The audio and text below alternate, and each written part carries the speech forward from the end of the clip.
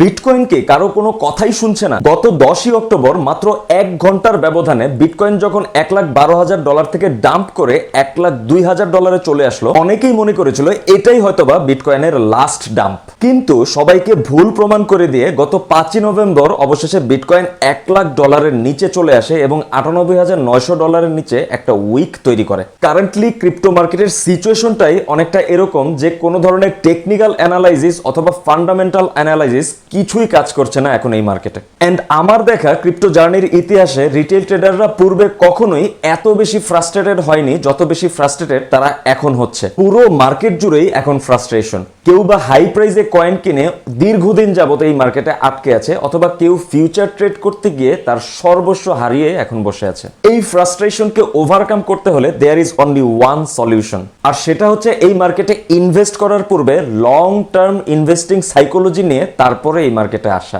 And পুরোপুরি alt season confirm হওয়ার আগ পর্যন্ত একমাত্র বিটকয়েনে অ্যাটাচড থাকা। মার্কেটের বর্তমান সিনারি অনুযায়ী শুধুমাত্র বিটকয়েনে ইনভেস্ট করলেই শুধুমাত্র আপনি এখন লস থেকে বেঁচে থাকতে পারবেন। দ্যাটস ওয়াই আপনাদের ফার্স্ট স্টেপ হবে মার্কেটে বড় ধরনের ক্র্যাশ আসলেই লো প্রাইসে বিটকয়েন কেনা। এন্ড সেকেন্ড স্টেপ হচ্ছে অল্ট সিজন আসার জন্য যেই কন্ডিশনগুলো রয়েছে সেই কন্ডিশন মার্কেট ফিল আপ করতে পারছে কিনা, আর যদি মার্কেট সেই কন্ডিশনগুলো ফিল আপ করে ফেলে দেন আপনি বিটকয়েন থেকে অল্ট কয়েনে মুভ করে সেখান থেকে প্রফিট করা। এন্ড এই ধরনের crypto and finance related information পেতে subscribe to the bullish trader and join our Telegram channel.